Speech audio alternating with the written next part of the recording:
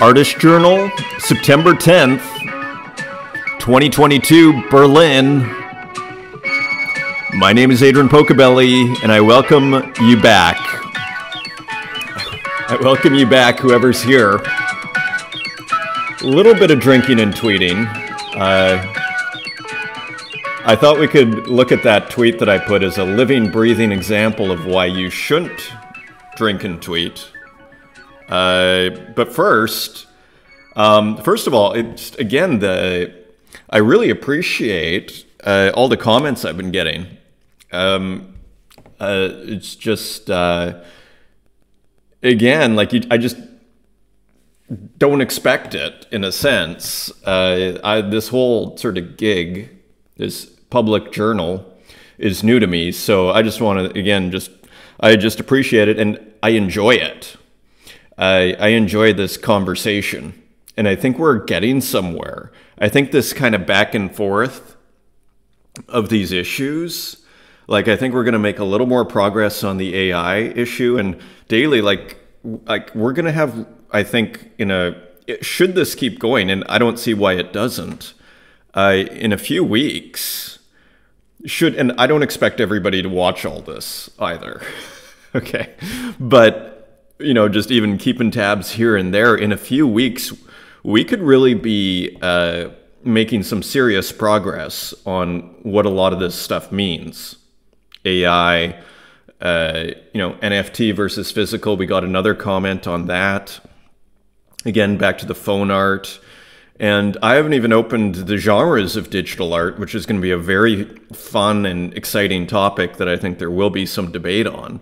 Again, I think part of the fun of doing all this is not having a fixed mindset on this is how it is and this is how it has to be, but going into this with open minds, right? And I really get the sense that a lot of you have open minds who are watching this and enjoy that. And I think it's the only way to be, because we're not looking to basically bolster our egos and say, oh, congratulations, now this is how it should be, like some kind of crusty academics. This is what they often do at these conferences, is they go, oh, well, my take on balloons in the 18th century is this, and this is why and it just gets kind of ridiculous. And I prefer that we go like, Saint Socrates there, like the so-called founder of Western civilization, not to get too exciting, Socrates, having an open mind and not acting like we have all the answers ahead of time, because I think we're actually going to get a lot closer to reality doing that. Okay, so again, I appreciate all the comments. We're going to go through some of them. And if I miss any, we can't do all comments, but I really appreciate them, and we're going to talk about actually a fair amount of them. Now, first of all, I'm just opening with this work by Capen, as he's called. Let's just look at the title here. Is this a dream? Dawn is upon us, the fire is dying. So this sold, actually it didn't sell out. He sent it. I assume these are to earlier collectors, so you can't buy this. I mean, you could put an offer in.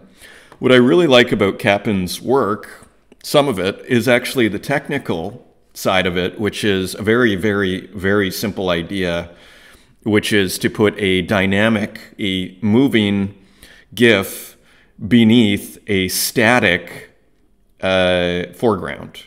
And so you could even, it does evoke, in my mind, a little bit, now that we're talking about it. Do you know Zygmunt Polka? Kind of what was the name of the movement? It was like consumer something. It was kind of like the German answer to Andy Warhol. Probably there's like 25% of you will have heard of Zygmunt Polka. Very important artist. Let me just, what was the name of the movement? Capitalist realism. He's a capitalist realist, so, whatever. Let's just go to the paintings. And he had a very simple formula, generally speaking. I mean, some remarkable paintings. It's always hard to get paintings, these images on your screen. This is some of the later work, I believe, here, which is, let's just see if we can get it bigger. So abstract, random stuff with a kind of coherent image over top. Often these, I think you call them Ben-Day dots, if I'm not mistaken. This kind of printing process, and I think he would do these manually. I wonder if we have another just kind of classic example of, and he would just kind of ignore the relationship of the underneath layer. You see this yellow thing with the top layer. Now, I don't think that's necessarily what's going on in Kappen, but that's what it kind of reminds me of. Anyways, we'll return to Zigmar Polka over the coming, oh, here's a beautiful one. We'll just open this one. Some of the later work where he'd actually make the canvas transparent, and you see there's just like some drips, so he's kind of playing with this randomness underneath of this order. So it's kind of, the contrast here, there's a couple at least that I see right away. One is chaos and order. So here you see like it's kind of like painted underneath this orange part, or it hasn't been scraped off or whatever it is, with some drips here. And then over top you got some black paint, and he actually put some white paint. I don't know if I've ever seen these in the flesh. I'm sure they're absolutely spectacular. He's an acquired taste a little bit. I didn't understand polka at first. So if you're not super excited by this yet, don't worry about it, is what I would say.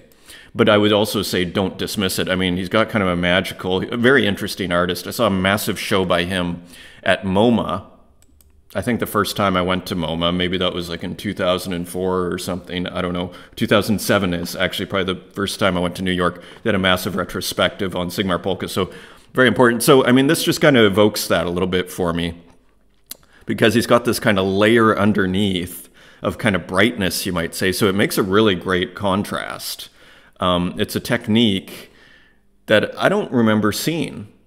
Okay, and he did it on an earlier work, and I'll show you some of his work because he didn't do it, and I'm assuming Kappen is a guy. Apologies if not.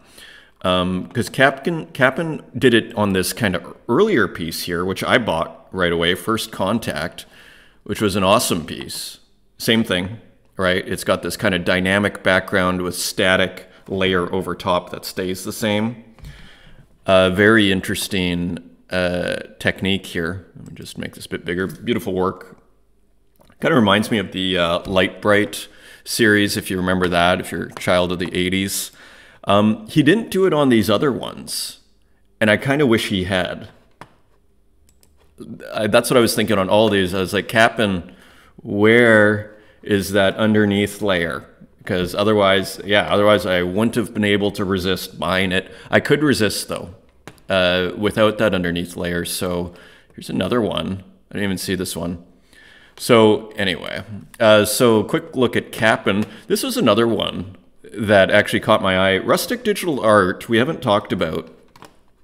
Interesting artist. I mean, I think, sorry, what's the title? Western Union. Again, contemporary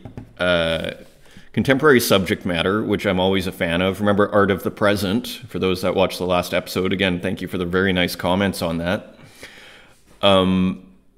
So art of our world, the world in which we live is so, commentary, visual commentary. What's interesting about Rustic Digital Art, this is a very nice one that he's done here, or she. It reminds me of gallery work or museum work, just in its style. Like, I would say Rustic Digital Art has, more than most, a kind of a hat tip to the visual arts as we know them from museums. Like, this is the kind of work that, reminds me of the National Gallery of Canada in Ottawa. It's the kind of work you'd see on the wall there, except you'd see a real painting. Kind of evokes some early Hockneys a little bit. Even the pool one, I mean, like, that's a stretch, I know, but just kind of like the general treatment. That's a bit of a stretch, though. Let's just look at some of the other work. Here we go. Yeah, like you see here, this recently came out. These are all catching my eye just because I don't buy them, because I don't have endless money, especially now. I got to save up for my German electricity bills. If anything's going to stop this show, it'll be German electricity. So let's hope that doesn't happen.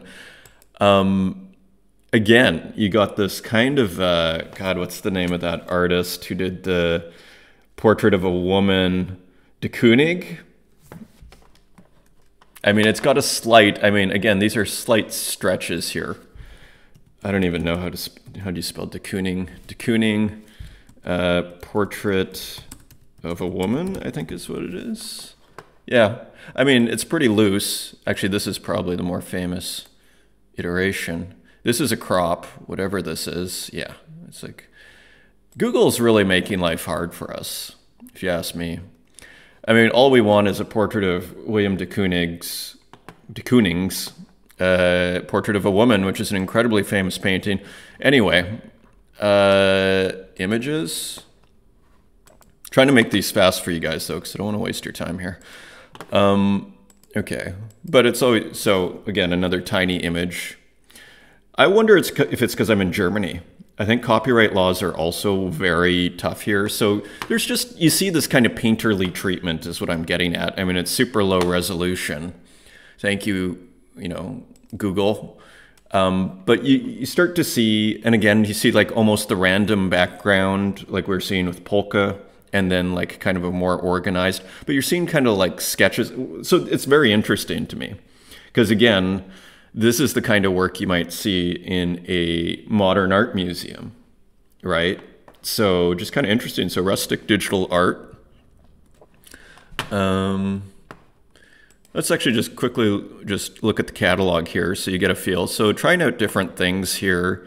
Again, you see that kind of random background, and it might not be random, but just, you know where I'm going with that. Just kind of like here, again, kind of that, what I want to call a fine art treatment, again, playing with randomness a little bit more. So very interesting. Very, very interesting. Let's keep going. What else do we got on the menu here? I just thought this person's kind of interesting. This person's just catching my eye. Bolin 132. Gâteau au chocolat. Bolin 32 is putting out a bunch of one-of-ones, and I just think it's kind of interesting. I bought one of them. This one really caught my eye. The colors are beautiful and just kind of, I'm not sure what's going on exactly. So you see the benefits of writing down kind of a tiny bit your process. I should probably do this more. Format, digital collage, and then prescribed in oil is what Bolin 132 puts. And I don't know what that means, prescribed in oil. And maybe Bolin 132 is being a bit cute about it here, but I kind of want to know. I'm kind of back to this physical versus digital and what's going on here. It looks like digital work to me. Let me just, and a very quick look at just some of their other work. Contemporary collage artist. Just kind of interesting, Again, a lot of one-of-ones. Often Bolin 132 will sell it for like 15 or 18. So just kind of interesting. See if this loads up. Huge file. I mean, 6200 by 6500. Let's just make that big.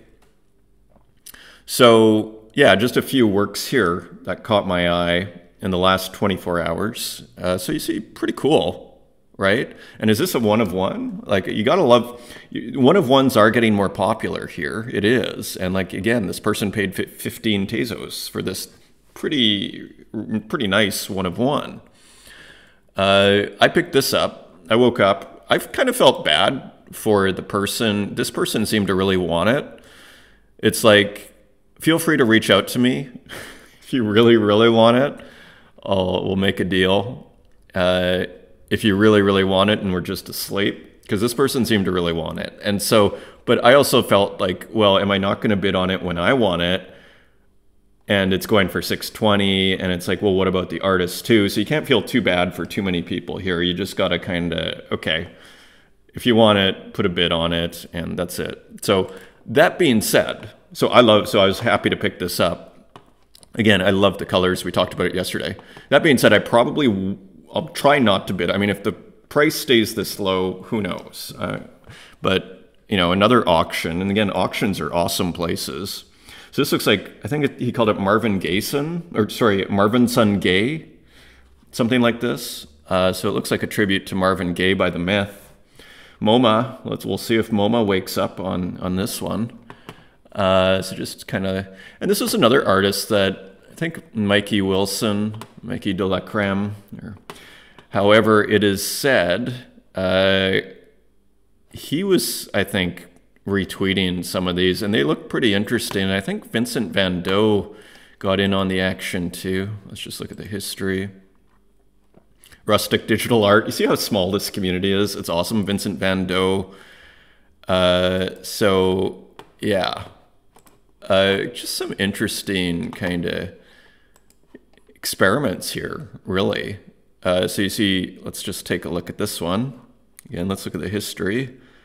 Roerich got one, Mikey Wilson, Minta, you know, like Vincent Van Gogh. It's like, we know, like, it's hilarious that we know like 4 of the 5 names here practically, or 3 or 4. Yeah, and so just an interesting thing. I'd say the contrast here, which is making this interesting, is the dynamic, the movement, and the staticness. That's our contrast here. So, and it looks like the sky is going left to right, or right to left, actually. So that's a movement of a certain kind. Then we have a blinking movement, and then we just have static, and it all kind of creates, again, just a really interesting contrast. This is by dext33r.tez. So yeah, so we got some comments from Strange Thing that I just wanted to go into because I thought they were worth, and let me speed this up here, because I think they were worth discussing, because he talks about his process a little bit. So again, I really enjoy opening up this conversation with you, as likewise, Strange Thing. It's really an honor when the artists that we're discussing chimes in. And that's true for all the artists that chime in on when I'm talking about their work. Someone has to come forward and be a part of, to help bridge the gap on reservations some people may have. Exactly, we're trying to do an honest investigation here, and let the chips fall where they may. So I appreciate it that you appreciate it. This was interesting. So when it comes to the speed, because I was saying, you know, are too many of these being made too quickly? Please do not be fooled when it comes to my work. Some can take a long time too. Okay, so that's interesting. See, this cloud has gone over the sky here. So some can take a long time too. And okay, be edited correctly. I use MJ for the initial concept and then use other programs. I don't know what MJ is. If anybody knows, feel free to write a comment. And then I use other programs such as DALL-E or Photoshop if needed to tidy up or to add extra items in DALL-E, for example. So I don't know if MJ is another AI tool, because wouldn't that be interesting if Strange Thing is using 2 AI tools? 2 different AI tools. Interesting. Interesting, interesting. I'm not sure what MJ is, but if that's another AI tool, and if not, it's still an interesting idea. Okay, the work you are seeing is back catalog that I had reserved for future drops. Okay, so that's also part of the reason. It's not like he's just going 5, 6 a day or 50 a day and taking his 5 favorite. There's a bit of a backlog of work that he's now starting to release. Okay, interesting. I am an artist that moved from traditional into this new tech because I am a fan of both. Technology, that is, and it started to make sense the deeper I explored, and grew on me too as I had reservations at first. I wonder if this is going to happen to all of us. Who, like, again, like, I could see myself using this a couple of times and being like, oh my God, holy, this changes everything, right? It could be, and it looks like actually a massive tool in the toolbox to, you know, and ignore new technology at your own peril. Finally, if there are any more questions, feel free to ask them, or even if you need help to transition over to AI and get it to work the way intended for your vision. I mean, it doesn't get any nicer than that, is what I wrote. Thank you, and I'll keep you updated. I mean, so again, you gotta love this community. Thank you, Strange Thing, and thank you for the comments. Keep up the amazing work. And I was just noticing Thug Lord is like now selling for a Tezos 95 here. So he sold 1,000, and now for 50.5, 50 Tezos cents, and now it's going, so, I mean, this thing is, it's tempting. In the object, in the Tezos ecosystem, we could say this has gone viral, okay? At least in our little neck of the woods. And here is another piece that I thought really stood out. Yeezy, by Strange Thing, a 1 of 1. I just thought this was a really nice one. And back to this idea that fashion is probably going to be turned upside down by AI. And you just see it with the colors here. Really interesting work. So, and again, like this context. Now, a couple of things I want to mention. So he is mentioning how he's editing them. It sounds like it's actually, this isn't pressing a button, I think is what we can definitely conclude from what he said.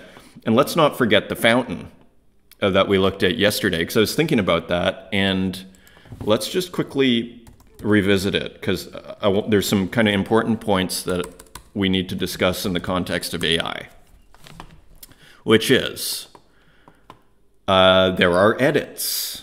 Okay, this isn't simply pressing a button either. This is deciding I'm going to use the urinal as a tool or as a subject, as a piece of art. But again, it has been turned on its side, so that is an edit. It has been written on, that is an edit, and it has been renamed, the fountain. This is not a fountain, okay? So there are 3 edits on this piece. And I just wanted us to recognize that, because some people say, oh, Duchamp ready-made. Okay, here it is. It's actually, there are 3 edits. And I think that's consistent with Duchamp's other ready-mades, which we don't need to go into now, but maybe in a future episode. So a tribute to Rat Cloxy here from Bazaya, I think is how you pronounce the name, not 3A, 5A, 1A. So I am slowly learning how to pronounce the names here. Again, I don't want to misrepresent anybody, so always feel free to message me if I'm pronouncing your name wrong, or if there's anything there that I'm getting wrong. So El Loco, so that would seem to be our very intense friend Rat Cloxy, with the trademark Hannibal Lecter gear, but in wrestling fashion, so classic sort of Bazaya work, where it's just a lot of fun, actually. Some sports jerseys, the cigarettes. Okay, we got the cigarettes. Kind of a Rat Cloxy background a little bit. So work in progress. I want to point that out. There's a nice bigger picture. Okay, this is why you shouldn't drink and tweet, because this guy, Luke500, wrote this really nice message. He finds hilarious the channel reached 100 subs, which is true. He deserves at least 100-fold. So some of the nicest comments I've gotten, I could listen, like, it's just so nice. And then I was drunk, so I was like, well, but I'm going to delete this. And I'm just going to say, thank you very much, okay, for the very kind words. Thank you. I just wanted to do, thank you very much for the words. They are very encouraging. Because I just wanted to show why you shouldn't, the dangers of drinking, and thank you very much for the words. They mean a lot. I can't remember what I just said. Thank you very much for the words. They are very encouraging. There we go, which is 1,000,000% true. Okay, moving on. So another work I just saw from MechTXT, I just kind of like the color contrast, because it's nothing too different, but the color contrast I thought just noteworthy there. We had here it is, Weblinks chimed in again. So, hey, Weblinks, thank you for the comment. Appreciate your comments and the art of the moment thoughts. Thank you for watching. Personally, Drew Lacreme left some really nice comments. So you guys, you're making me feel great here about my little project here, and I'm trying to keep these short. So I really appreciate the comments, Drew. And Drew has left many nice comments and has tweeted and retweeted lots, and is just an all-around great guy, as I think a lot of people know. Now, there is this thing about how Rat Cloxy, as far as I understand, is in the Ukraine. And so, you know, this is something, and he's done some fundraising on a couple of works for just equipment and whatever. So, I mean, pretty for an intense situation, for an intense guy. I mean, you're in a country that is at war in a very real way. Now, he was quick, and so Weblinks was saying, like, I didn't even really realize that he was in a war, and neither did I, actually, at first. I kind of clued in maybe a couple of weeks ago or something like that, or when there was a fundraiser once, I was like, oh, maybe, and as Weblinks is saying wisely here, personally, I was collecting purely for the art, as was I, because I think Rat Cloaksy is maybe a little worried that, don't buy my stuff because I'm a victim. Okay, like he has gone out of his way to kind of not be a victim and to almost distance himself somewhat as much as he can. Like, here's a fundraiser, but he is not using it as, let's say, a marketing tool, and he's been very careful and deliberate to make sure that is clear. Personally, I was collecting purely for the art, this is Weblinks, but realized only yesterday or the day before when I spoke with him, he was from Ukraine, which makes me feel even better about collecting his work. Yeah, I'd echo that sentiment, like it's, exactly. But it's not why you started buying it. No, the work stands on its own, okay? And it probably will stand way after we've come and gone, okay? That's how much conviction I have in his work. As I call him, like the Raphael of the Tezos scene, to me, that's kind of how I see him in this, and it's just really, really great art. So anyways, a little bit of debate, and he was saying, I've never speculated about the flag of my country and always want people to judge my work by the result. So just like we were saying, there were separate drops in support of Ukraine, but I donated all the earned funds to the needs of the army. Thank you for your support and XTC artists in general. So Rat Cloaksy has nothing to explain to anybody and has done an incredible amount simply by the works he's made. And I think he's just saying, just so you know, as everything we just said. So anyways, keep up the great work, Rat Cloaksy, and Weblinks with the huge collecting. I think we're getting close to being done here. Just looking at different things here. Turo, very interesting work. I just saw this on Twitter. So this is available. So just an interesting kind of digital painting. And finally, this is where I wanted to end. We got another comment from Blamo, and talking about the physical art versus the NFTs. And I think we can make just a little bit of progress on this, and then we can just call it a day. Enjoy our weekends here. Okay, and this relates to that. So do you only collect digital native one-of-ones? No. Multi-editions are copies too?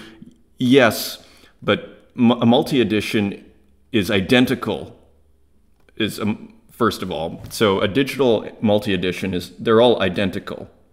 They are true, they aren't just copies, so to speak, like they're identical copies. Whereas when we take a picture of a physical work, say a painting or a drawing, that's a copy that is not the actual work. It's not an identical copy. It is a photo of the physical artwork. And digitally, we can do identical copies. So there is a difference there.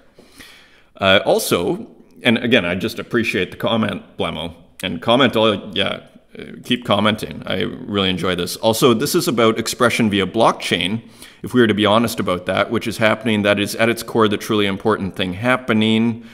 And good point in the sense that do whatever you want out there. This is my opinion. I'm not saying people shouldn't do it. I'm just saying, as we investigate this, and in the long run, are photos of physical works going to be collectible? Because maybe we want to know that when we're buying works. Like, do we think? And I'm skeptical, but I think it depends on the situation. Now back to the digitally native argument. Limited run prints of original artworks are sold and are valuable to people. The multi-edition NFTs of non-digitally native artworks, you could call it a photograph of a painting, is a new version of the limited run print runs of old. I think it is likely that Van Gogh, were he alive today, would have minted a representation of his works to be sold on blockchain. I don't know. Like, I think Van Gogh's actually a really good example because the paint, he's one of the worst to photograph because sometimes the paint is coming literally like half an inch, you know, an inch. I think there's probably Van Goghs where it's like almost an inch off the canvas and a photo. So would he have done it as editions? Maybe, but Van Gogh, photos of Van Goghs are just nothing like the paintings.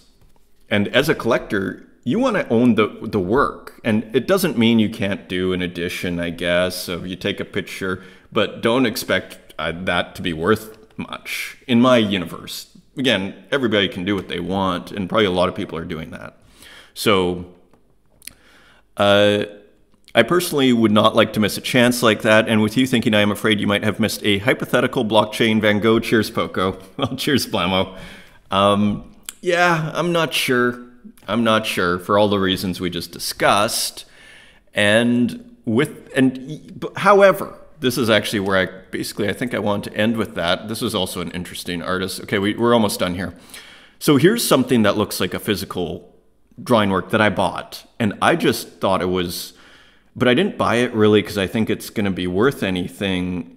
I bought it because it's so beautiful, and I just kind of wanted to study. And I've worked a lot, and I'm not going to go into it, but in the Peloponnesian War series, I use a lot of multicolored letters, kind of like this, that I color randomly, and sometimes will adjust with the hue. And so I started to see some qualities that I've worked with, you know, tracing, letters in different colors. Remember Rimbaud? A red, E white, I, green, this sort of thing. And that also goes through my head when I'm doing that sort of thing and when I see this. And so I'm not religious about this physical work thing, but I just want to own this work really for reference, and I want to be able to follow this artist. It wasn't too much money. It was 3 Tezos, and it was an edition of 3. It's like, okay, fine. Dori Lagronxa. And finally, this is just another artist I saw, Infinite Yay, minted September 5th. So just some interesting kind of work here. It looks like AI to me, but that's edited. So I don't know what to make of this, but let's see if it sold. Created an auction at 55 and sold to Clown Vamp for 100. Kind of looks like AI, and actually it is. Okay, so this AI stuff, I mean, yeah, opportunity knocks. So let's leave it there. Thank you again for watching. I hope you enjoyed it, and I will see you next episode. Until then, take care.